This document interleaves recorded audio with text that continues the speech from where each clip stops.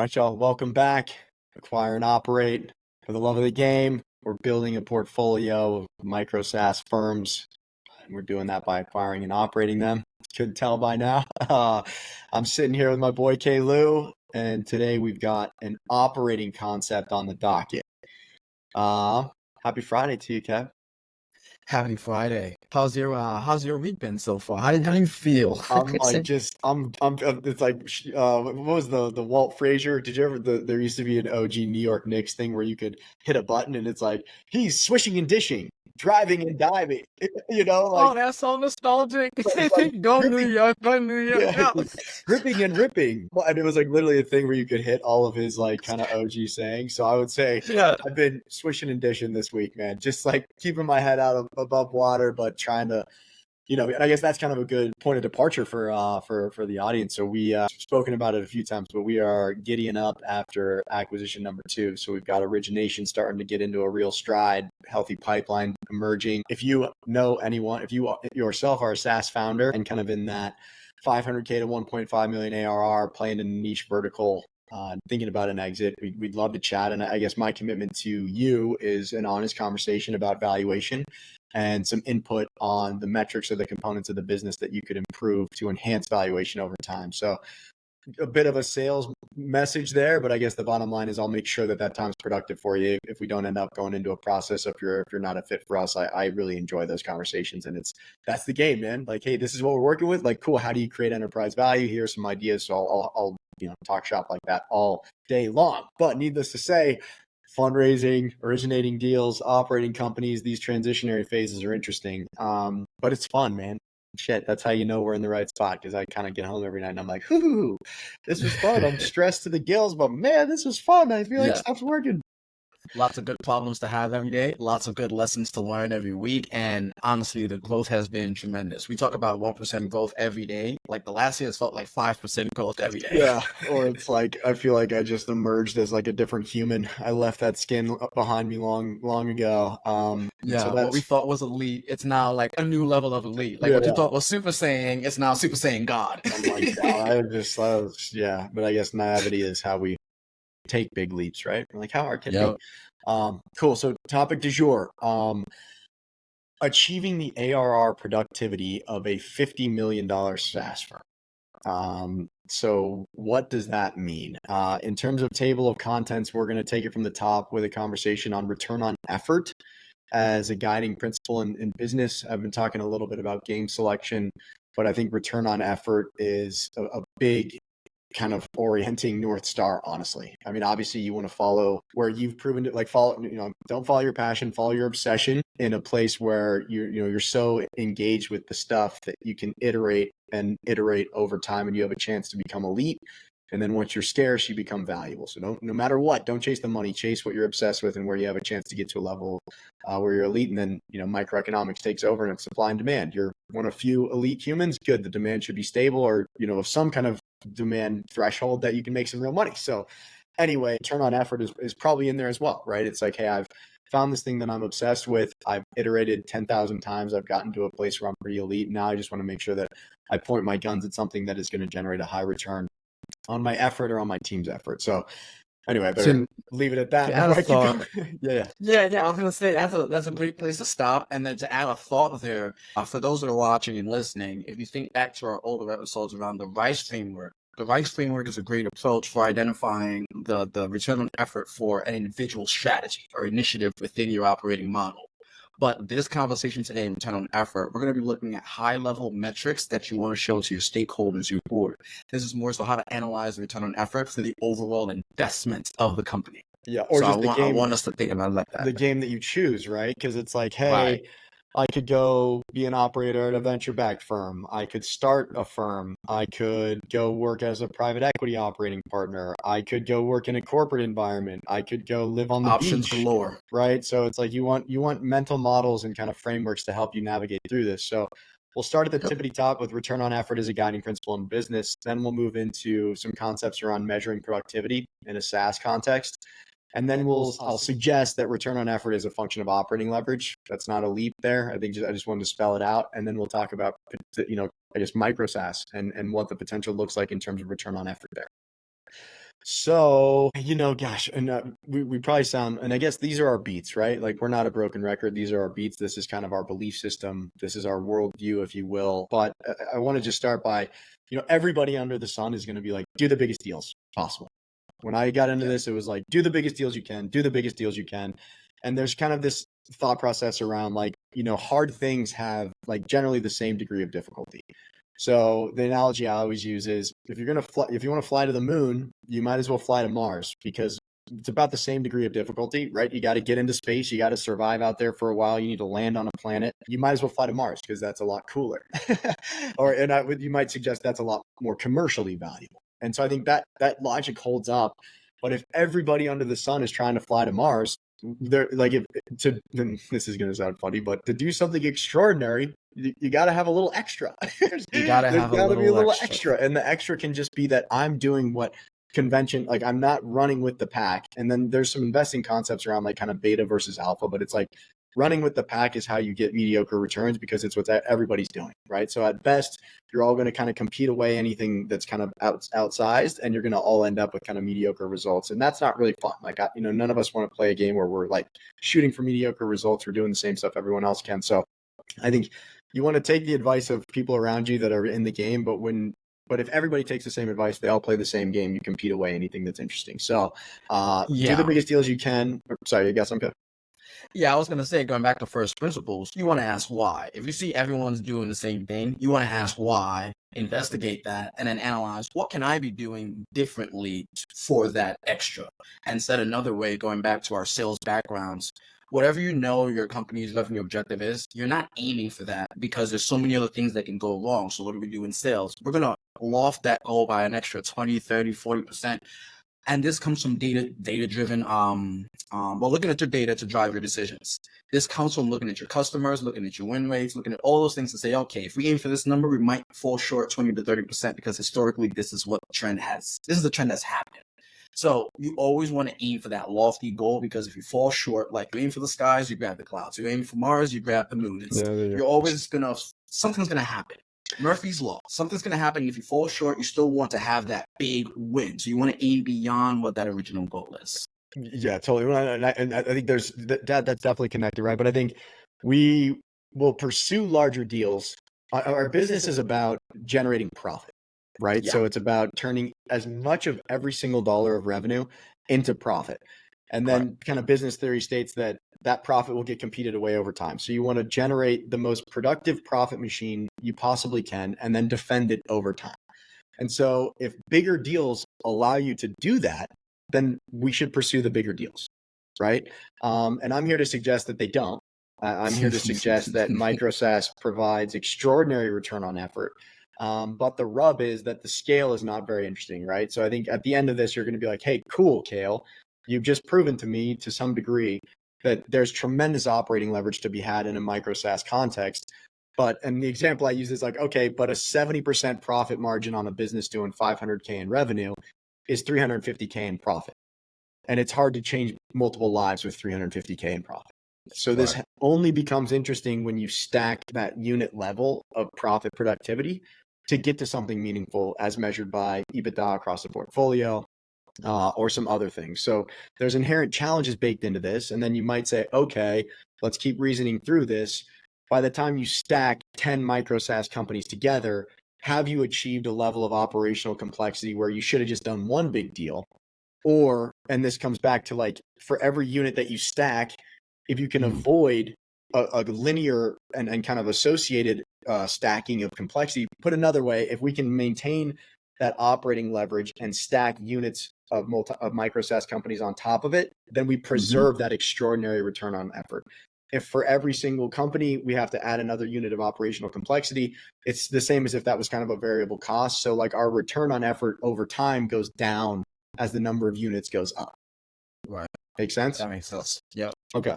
All right. So let's jump in. So measuring productivity. So some OG manners, and man, there's been some really good content around this lately. I dove super deep. There's some good notes in here. And I think a big catalyst for this for me is there's so much discussion right now. Like the zero interest rate environments are gone. And so you're noticing the entire world shifting from ARR multiples to EBITDA multiples to operating profit multiples.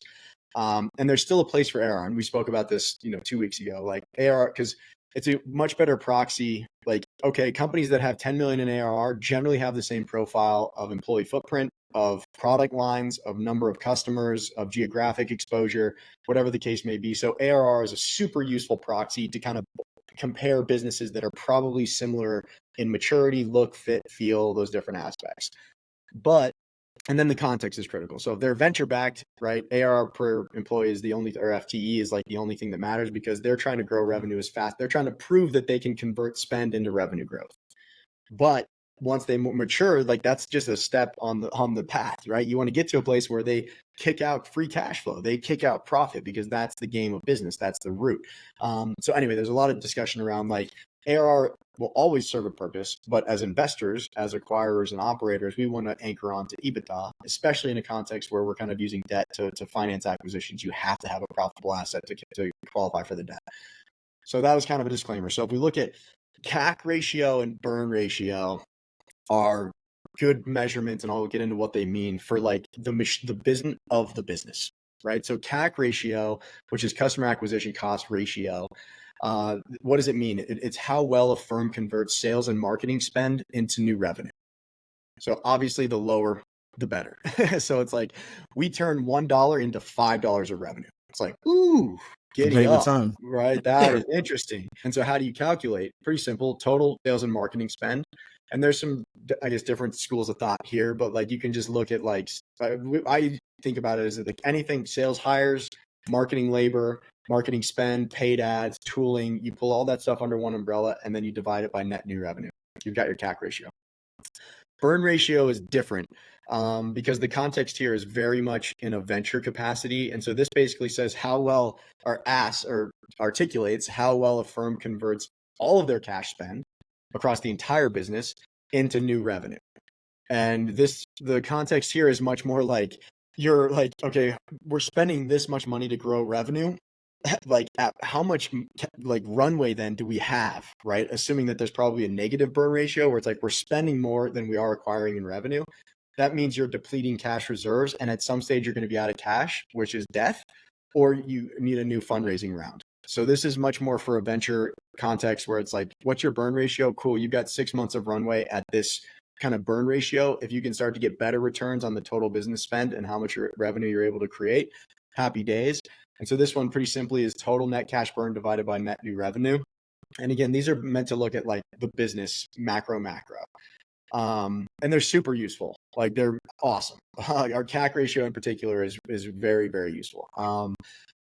Cool. So now we want to kind of zoom into contributor level metrics. And what does that mean? So before we're looking at like the individual or like the machine total in totality, now we want to zoom in and say, okay, like how productive is it at the unit level? And the unit level in this discussion here is full-time employee, FTE, full-time equivalent, which basically means anybody working 174 hours or anybody who's a full-time salaried employee is an FTE. Yeah. Anybody who's a contractor or whatever, and you can group contractors together and add up their hours and form an FTE calculation. But this is basically like for 1 unit of human capital, how many units of ARR are you creating or are you able to kind of sustain? So this is how well a company, or ARR per FTE, average recurring revenue per full-time equivalent, just think full-time humans, is how well a company leverages their human capital to generate annual recurring revenue. Obviously, the lower the better. It's like we've got 1 FTE and they are cranking millions of ARR. And it's like, woo, wow, that's cool. And this is when I really started to realize that I'm obsessed with operating leverage. Like, I think honestly, it is what I'm actually doing and pursuing and why I get so excited. Like the notion of doing less with more, I think is the coolest thing under the sun. So before we go, or actually let's pull up some notes here. I'll talk about EBITDA per FTE, because this basically, so we had how much revenue or per unit of human capital, how much annual recurring revenue are we able to produce and maintain?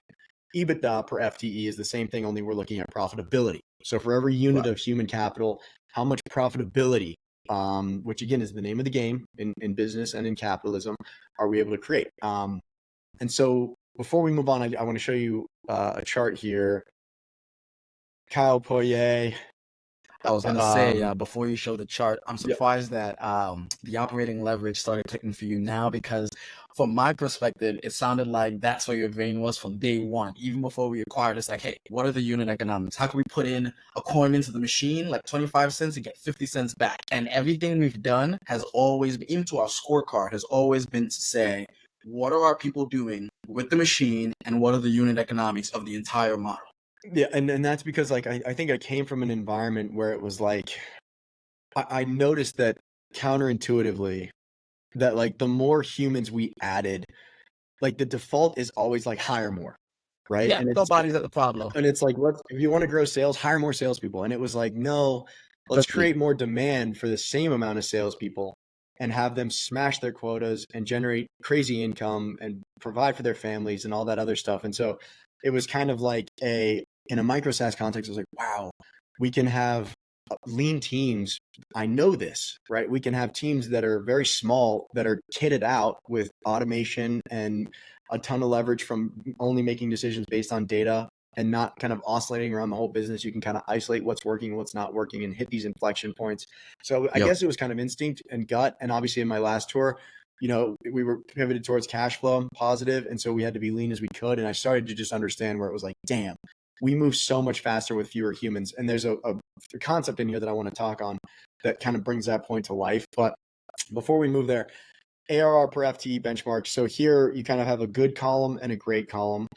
And this is based on OpenView, and it's a survey-based thing. But these, you can kind of assume that these are all private venture-backed firms that have piped in here. And so for a 1 to 5 million ARR business, good is 90K in ARR per FTE. Great is 150K per FTE. And then these kind of move up in a step function. So once you're at 5 to 20 million, you want to be punching at 150. Great is punching at 250. You move into 20 to 50 million. 200 is good. 275K is great. And then it tops off at more than 50K million, more than 50 million ARR. And a great firm is generating more than 300K per FTE. So what you'll see here is counter to everything that I said, right? In this view, it looks like ARR per FTE goes up as total revenue threshold goes up. So a $50 million ARR business is generating more ARR per FTE than a $1 to $5 million, which kind of implies that they're picking up human capital efficiency as they get bigger. Fair? That's a fair assumption. Okay, so our just kind of an interpretation, right, of what we're looking at. So you might be like, Micro SaaS probably sucks, right? Or it's like Micro SaaS is sub $1 million ARR. We have to assume that good is going to be less than what is good at 1 to 5 million. So we pull this apart now. And so I guess here's kind of a quick discussion on operating leverage. So like there are some kind of financial calculations. You can really get into it. There's a discussion around fixed versus variable costs. My very simple interpretation is like how much impact, and we would determine, or we would describe impact as revenue or profitability, do you get from your fixed costs? So this is kind of like back to kind of ARR per FTE or back to CAC ratio, which is basically like our fixed costs are this and they punch like this. And it's like, okay, amazing, right? You're getting a ton of leverage from your fixed costs because those stay no matter what. Then the next bit is for every, how much impact do you get from, how much do variable costs scale with revenue? So it's like, as revenue goes, how much of that is straight profit or how much of that is kind of getting taken away by these variable costs that eat at that incremental revenue growth. So it's like, we've got this fixed thing that punches hard. And when the thing goes up, our costs stay the same. And obviously a lot of that translates to SaaS business models where it doesn't cost you anything to serve up the product. You immediately have access to global distribution, you know, yada, yada, everything that's made SaaS one of the greatest business models of all time. So, and I guess this is where I comment, like, you know, I am obsessed as hell, honestly, with operating leverage. And so here's an interesting thing, and I'll bounce in on this a little bit. And I guess there's some disagreement around how valid this is, but this is just a look at the exponential effect of adding humans when it comes to communication lines. So it's This like, is pretty solid. so it's like 3 people, 3 lines, 4 people, Yep. 6 lines, 5 people, 10 lines. By the time you get to 14 people, there are 91 lines of communication. So obviously, and like a lot of like Andreessen Horowitz and a lot of those other folks would tell you, you know, optimize for communication and then accountability. So as you add heads, stuff gets way more complex. You've got to keep people aligned. You've got more volatility in performance. So it's always like small teams move faster, period. But again, there's a ton of arguments on either side of that. It almost makes you want to ask, like, is this how Slack built their business? Because if you think about it, you have 3 people, that's already like 5 different communication channels in one Slack tool, right? Or that's like, hey, I'm confused. Oh God. And then that person confused me. Oh Jesus. Now everyone's confused. And you're like, oh my God, if there were 3 of us, we could just be like, everyone stop what you're doing. Come in here and let's talk. Yes. All right. So now we look at return on effort. So this is our portco. And so the question is, does Micro SaaS provide context where high leverage operating models can exist and thrive, right? Which yields extraordinary return on effort. Because again, we're trying to tackle this convention that do the biggest deals you can, because that's the greatest opportunity for return on effort. So if we look here, it's like, okay, cost of sale, like I would say we have kind of different. So this right here is kind of a 6-month transformation. There's a big distinction between a transformation state and a steady state. So for us, we're shooting for 6 to 12-month transformation in any acquisition, and then we pivot towards more steady state, which is just purely a function of growth experiments, et cetera. And here we have kind of the operating unit, if you will. And the whole pursuit that I'm obsessed with is kind of this notion of an atomic operating unit, like the minimum viable operating unit that can sustain up to $1 million in ARR. So we have it broken down by cost of sale, product and engineering, and then growth. And I won't go too deep into this, but in a transformation state, where in our context with our portco, the vast majority was around front-end engineering. So we had to totally beautify the front end of the product. We had to invest like crazy. There was tech debt that we had to overcome. We had to fix the house, is the bottom line. We had to polish it up because it was optically kind of neglected. So if we add up all those hours, it's 595 hours a month across all these different functions. So we've got technical support and maintenance, customer support, front-end engineering, technical or RevOps, a growth coordinator, brand and UX design, and then a CEO or general manager. We add up all those hourly contributions, and all are fractional. In terms of utilization, the CEO general manager is the most utilized, again, as measured against what full FTE is defined at. So they're doing 100, the CEO general manager, me, is doing 120 hours per month. That's 70% of my bandwidth, on the assumption that I'm working 174 hours a month. So we add up all those hours and we get 595, which means we have 3.42 FTEs. So that means our ARR per FTE is about 65K, and we're running negative EBITDA FTE at negative 20. And then because we have a lot of debt service in these deals, our net income is negative 37K. With all that said, at 65K, let's go back to our benchmarks.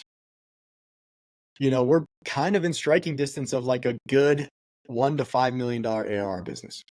Yep. And it's like, okay, probably, transformation state, not inconclusive that you probably want to be doing bigger deals, right? Like you probably want to be doing bigger deals. We got some good. The negative, or I guess this changes a lot. So now let's look at ARR per FTE and EBITDA per FTE after 30% growth. And this is just 30% net growth. So we grew the user base and revenue 30% over a 2 to 3 year timeline. And you can kind of compare these side by side, but at this point, technical support and maintenance is about the same. Customer support has scaled up a little bit because we have a higher user base, and you can pull in a lot of assumptions where it's like, okay, what does tickets per day look like at this scale of users? If we scale it by 30%, we would assume kind of a linear or correlated increase to support tickets. Cool. We would need to scale up the customer support contribution. You can kind of think about how burdens based on function change as revenue and customers change. So here we've steady state technical support and maintenance. Customer support is flexed up a little bit. Front engineering is totally done. We've beautified the thing. We've overcome tech debt. Technical operations scales way back. So our tech stack is dialed. Systems are working for us. This is much more kind of a maintenance type vibe.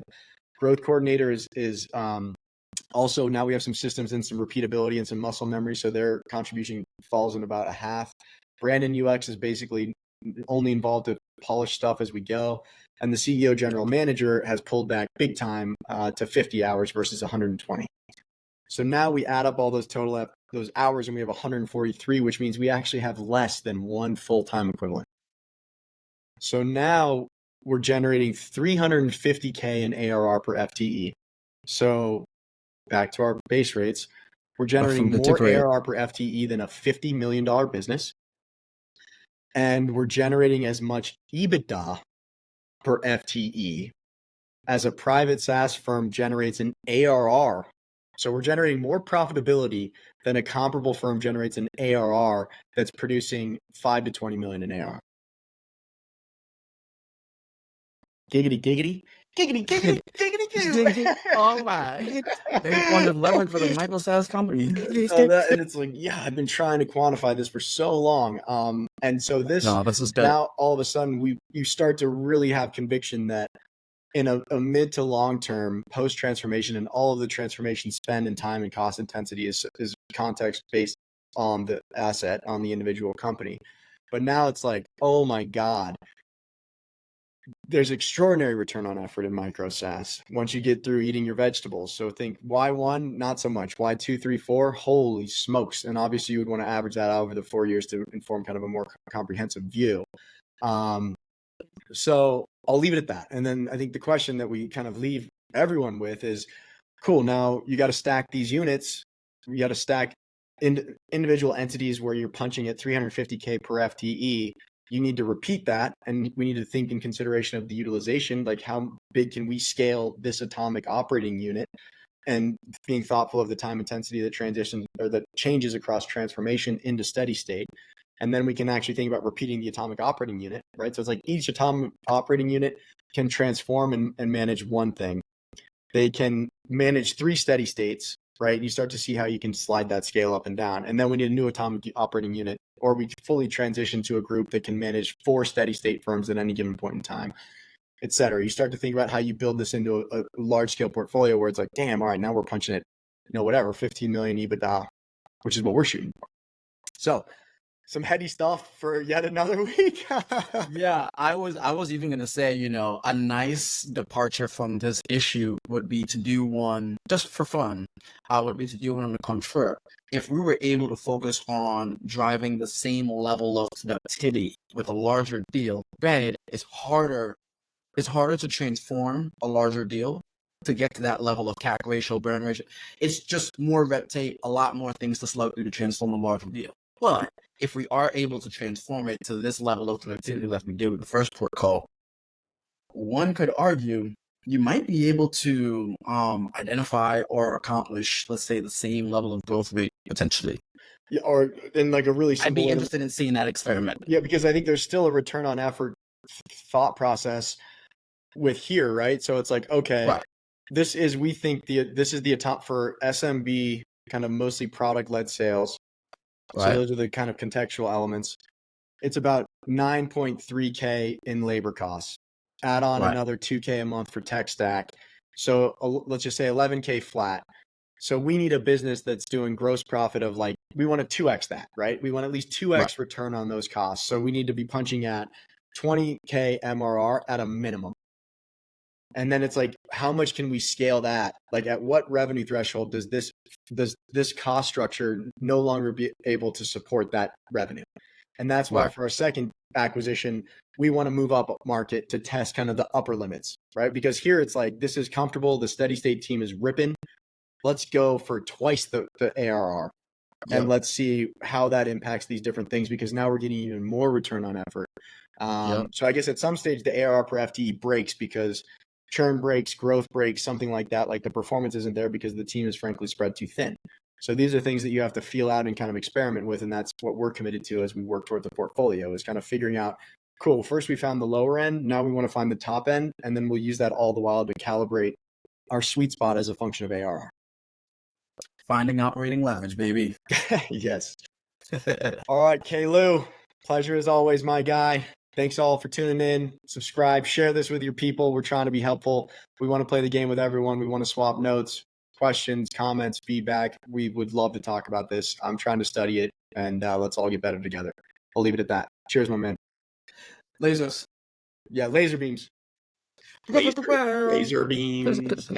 All right, bro. Until next time. Cheers, man.